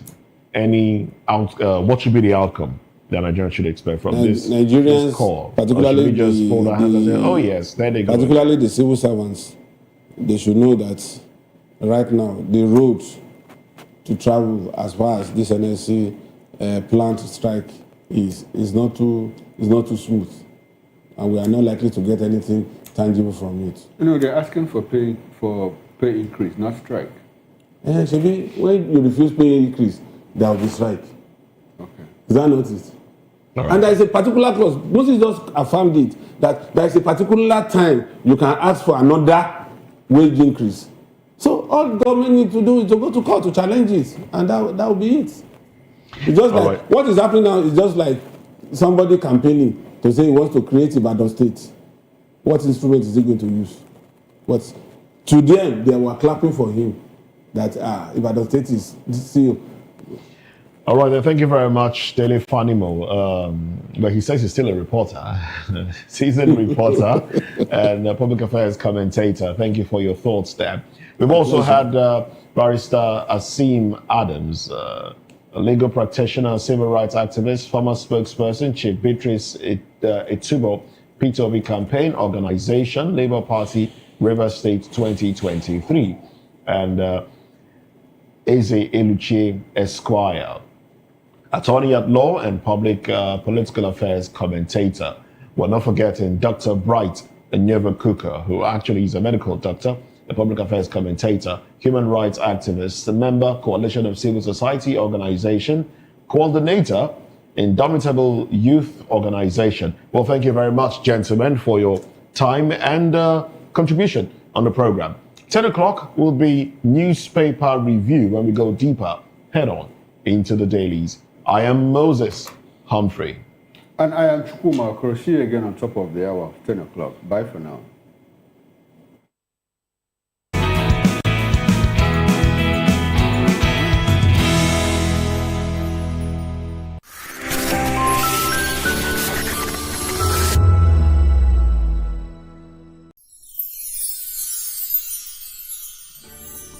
It's the most wonderful time of the year.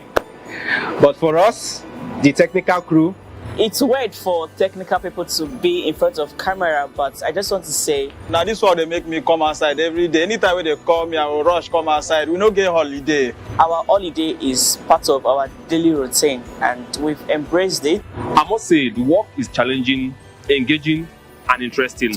We are all families here at VOP, and with the technical crew. For us, it's another day on the job. But it's tough being away from family. But the lighter part of it is that after the work, we stay connected with video calls and messages. Merry Christmas. On behalf of the technical crew, we wish you a Merry Christmas and a Happy New Year. Merry Christmas, and here we are, job continues.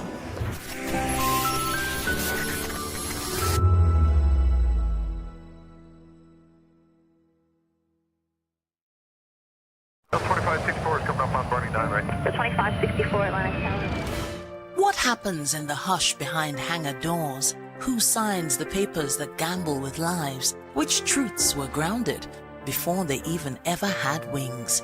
If you've ever buckled a seatbelt at 30,000 feet, if you've ever stared out of that tiny window and wondered who's really in control of the skies, it isn't just flight, it's power, it's politics, it's pressure sealed in steel. We're peeling back the clouds from runway risks to sky-high secrets. We're diving deep where most dare not to look. Aviation Scope, every Sunday at 7 p.m. only on Voice of the People TV. We don't just report, we reveal. We don't just ask, we uncover. Because when it comes to the skies, ignorance is turbulence. Aviation Scope, the sky isn't the limit, it's just the beginning. In a world where truth is the ultimate power and opinions scream the loudest, it's time to wade through the noise. Hunger no get tribe! Hunger no get religion! And scan the human interest and trending topics that matter. Stay tuned to The Issues, your plug to the stories making the buzz, from politics